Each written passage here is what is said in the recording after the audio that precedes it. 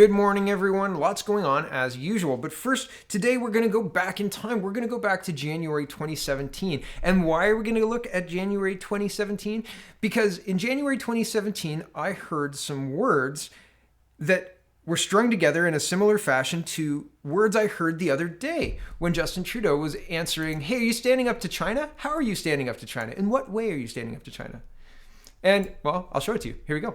I have engaged in personally and tasked the clerk of the Privy Council to oversee. We are making sure that this situation gets fixed for the families who are needing our help. And many of the public servants who, in their own jobs, if they had a failure like this, would expect to face consequences, are asking if heads are going to roll on the people who were supposed to implement this system. Could you also tell us in French as well, please? Right now, we're focused very much on making sure that we fix this situation, and we've brought on more support to catch up and to ensure that the folks who have pay coming to them get it. We're focusing most on the most vulnerable right now. There will be time to talk about lessons learned down the road, but we are taking this very, very seriously and ensuring that people get the support and the pay that they are owed. Isn't that eerily similar? So 2017 was 3 years ago. Okay, January 2017, that's 3 years ago.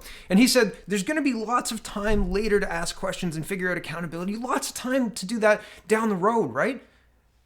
4 years later, here's February, or 3 years later, February 28th, 2020, public employees protest Phoenix pay system 4 years after implementation.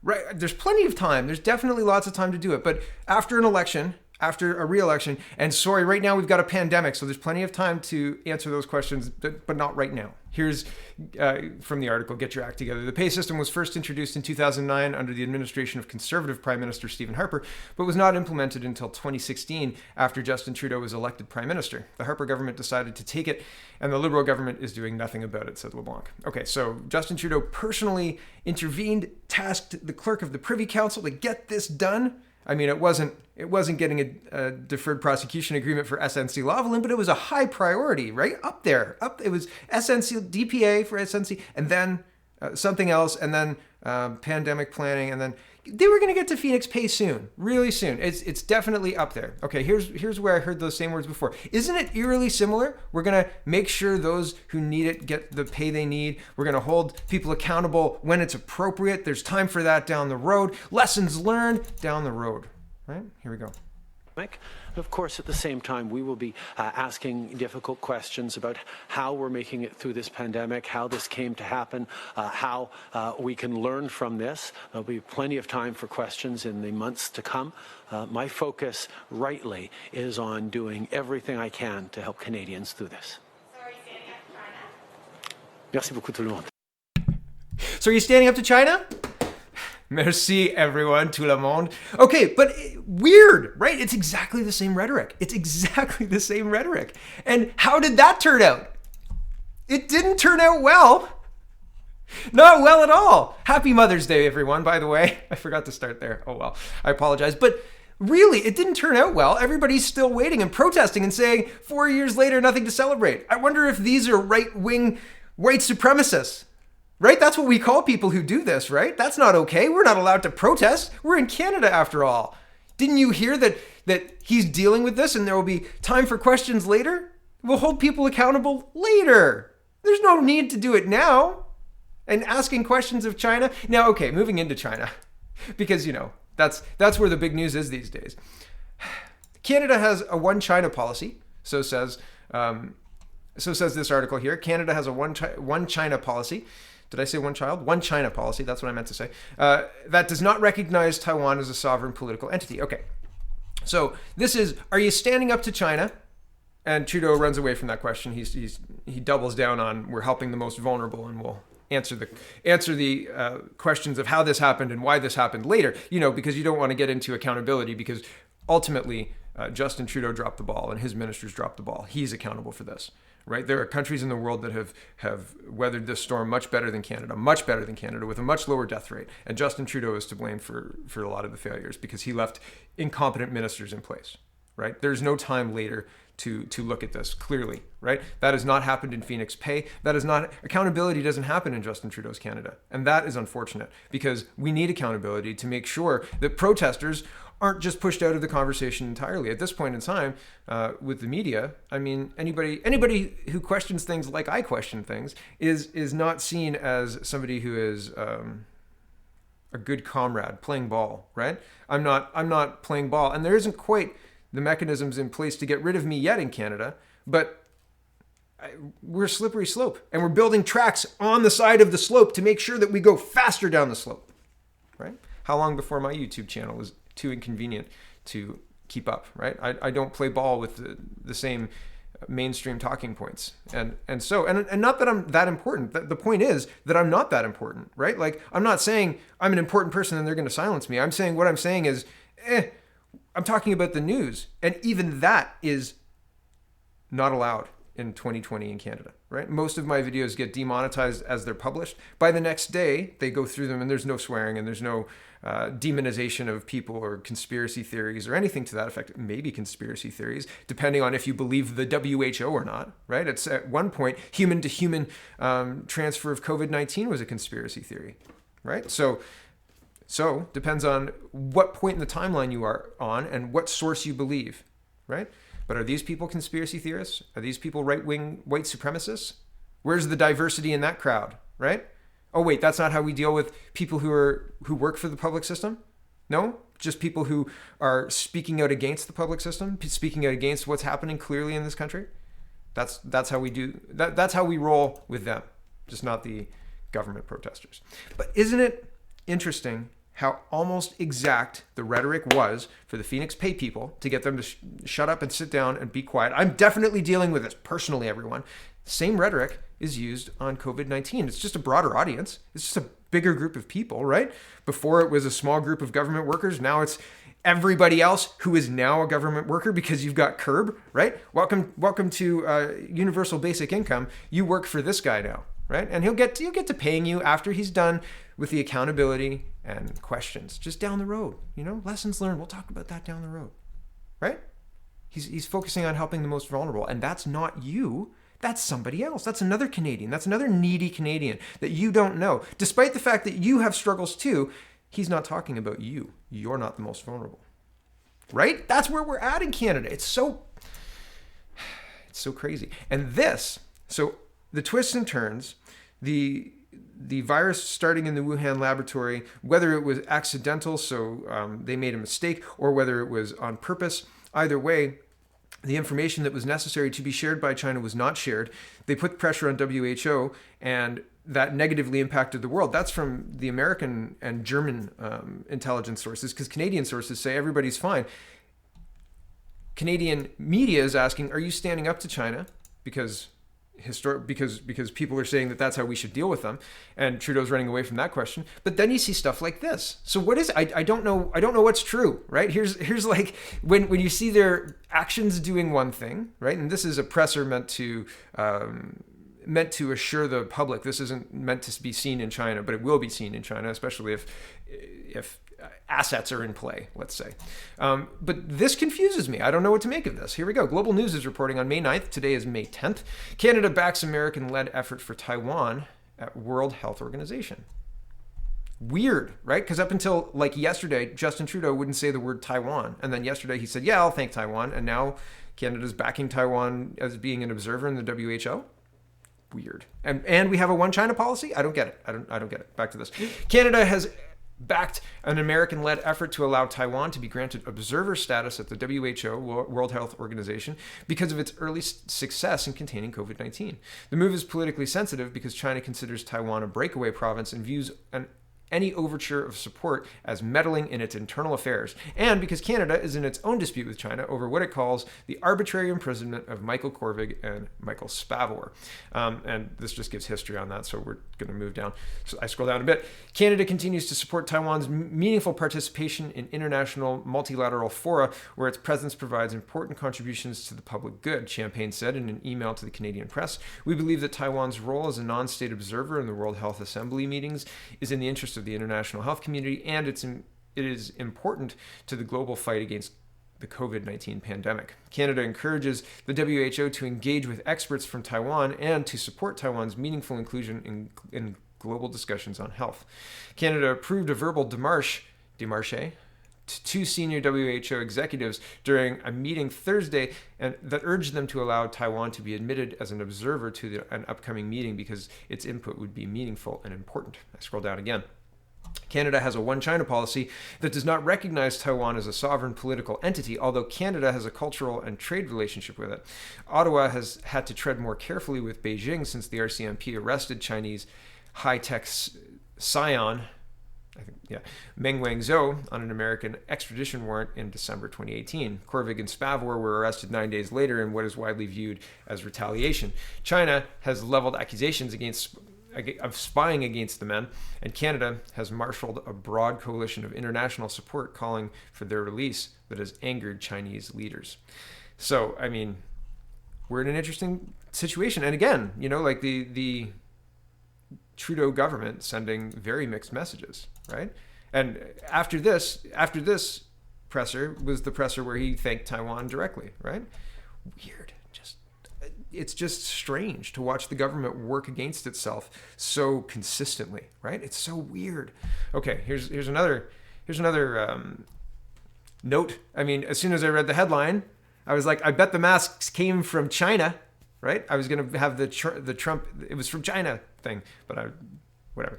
CTV News is reporting May 9th. Trudeau says Canada will not pay full price for 8 million substandard masks. On Twitter, everybody was saying, why are we paying anything for the substandard masks? It was brokered through a Canadian company, right? The Canadian company buys Chinese manufactured masks. This is how Amazon works, okay? You call up a distributor in China, and then you say, I'd like 100 of those or 1,000 of those or whatever of those. And where can you get things manufactured these days? Try and get something manufactured.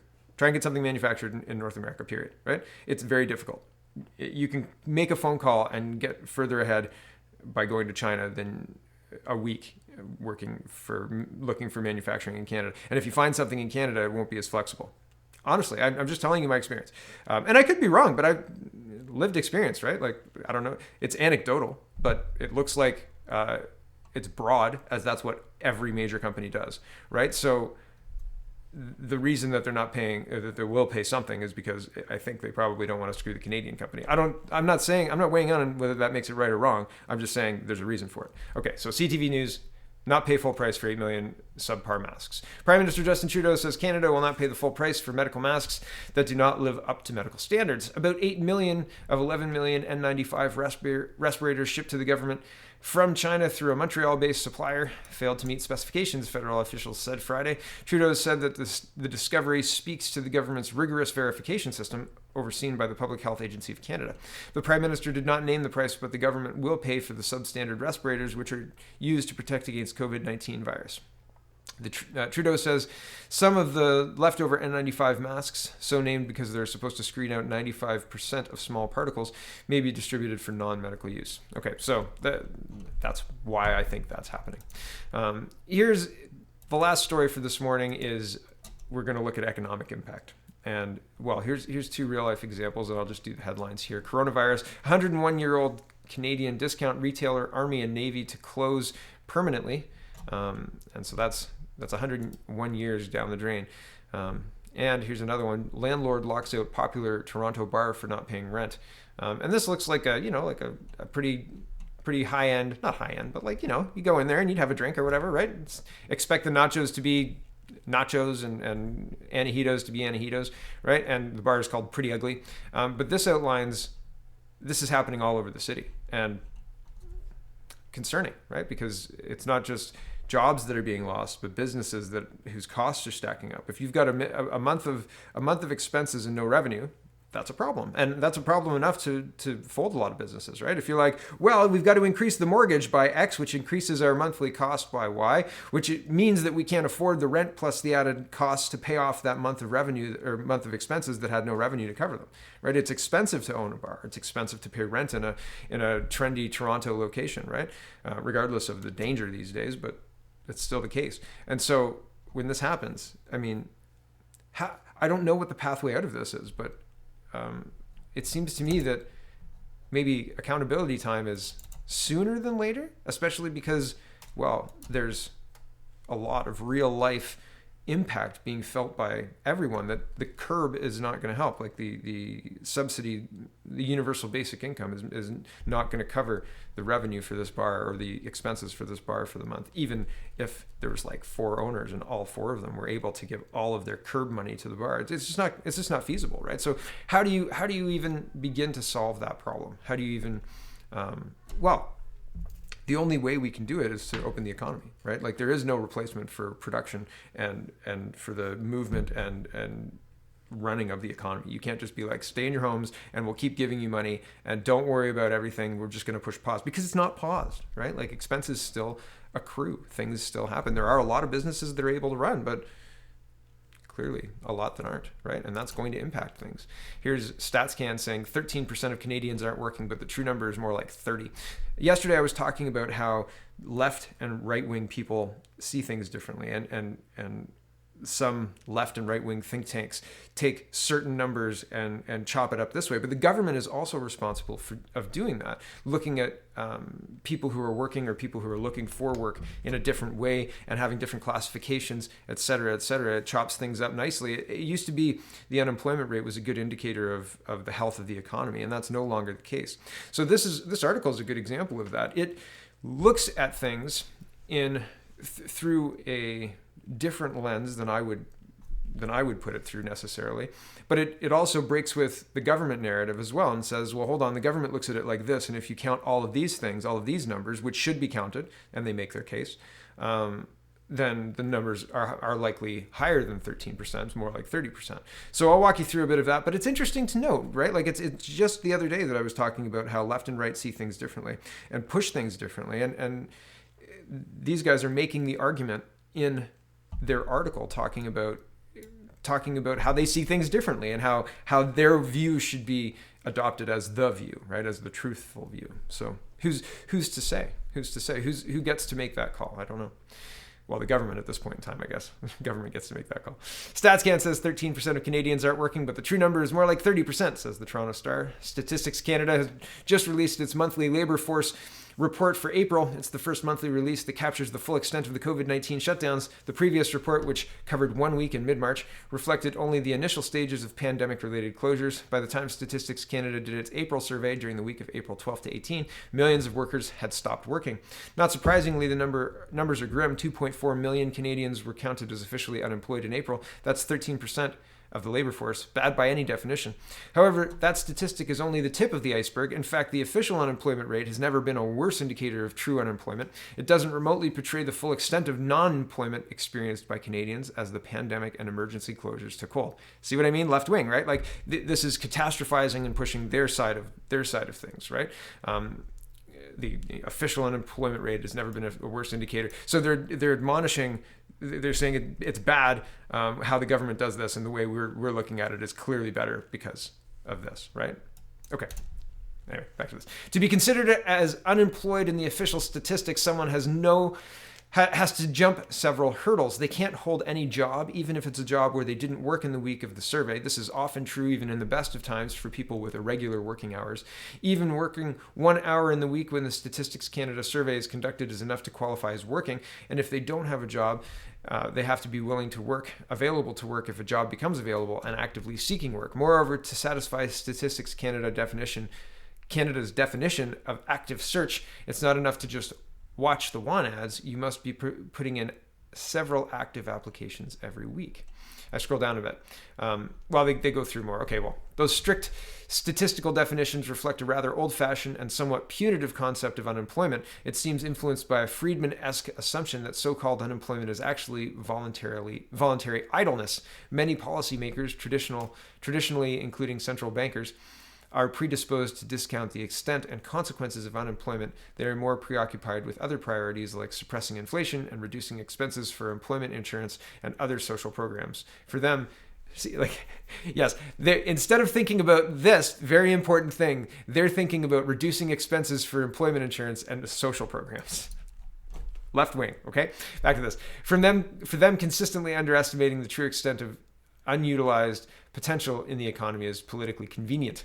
Yes, 13% official unemployment is horrible, but true unemployment in April was 2.5 times higher. That's a catastrophic level. Let's walk through the numbers. In addition to 2.4 million officially unemployed, there were another 2.4 million Canadians who reported being employed in April, but who didn't work at all. Millions of workers have been sent away from their jobs because there was nothing to do, but have not yet been formally let go. Hopefully, the Canadian Emergency Response Benefit and other government aid will prevent some of those looming layoffs. How exactly? How are they going to? Okay, anyway. Over 80% of those were employed but not working. When I say how exactly, I mean if your business is bringing in 0 and you have expenses of 10, and the government's saying we'll cover 5, like where are you supposed to get the other 5 from your personal stores? Like because you're so rich you have a business? I'm not sure I understand the government's theories on this. Like are they assuming that all small business owners are rich enough to have 2 months salary set aside, or even 4 months, or even 1 month's salary, because it's been almost 2 months now, right? Like, what are the expectations here? It used to be continued growth. And if you grow continually, you can't scaffold out a support for that all the time, right? Like, if you're growing exponentially, what happened yesterday is a good indicator of what's going to happen tomorrow, right? So this is unprecedented. It's crazy what the government is expecting of people, and how they expect businesses to cover, even with them saying, "Oh, we'll cover 75%." Well, still saying 25% per employee times, let's say 5, right? How is a person supposed to do that with 0 revenue coming in? I don't know. I don't think it's possible. So I think that the government is behaving on very, very strange assumptions. It's weird. Anyway, the article is basically making a case that it's 30%. But I just wanted to walk you through some of the math. I know I cut it off early, but it doesn't really matter. And here's the last little bit is CTV News reporting this May 8th. Canadian undoubtedly in recessionary time, federal finance minister says. I don't need to go through this because clearly we are, right? Like there's no disputing it when 100-year-old companies and trendy Toronto bars are shutting down and having notice of distress and having their goods sold to make up the rent. That's problematic. This is a horrible response from the government. This is an awful outcome for a lot of people. And Trudeau is doubling down on, don't worry, accountability will come later, at some point later, when he's not busy helping the most vulnerable people. And you, dear viewer, are not the most vulnerable because he thinks that you own places like this or work in places like this or this. And he doesn't see that as a problem yet. He's not there. We have an incompetent government handling an unprecedented crisis, and they're handling it badly. And they're telling you through media buys that they're handling it well. They're lying. And the proof is written everywhere, right? All you have to do is look. Thanks for watching, everybody. Check out CanadaPoly.com. Check out CanadaReport.co. Check out SpeakingMoistly.co. Frank and I are going to hopefully record today or tomorrow, and then I'll get a Tuesday episode. We'll catch up. Maybe we'll just skip the Thursday and whatever. Anyway, thanks for watching, everybody. Have a wonderful, wonderful Mother's Day. Kiss your moms. Get some flowers. And give them a call if you can. Kiss them if you can. Okay. Have a good day.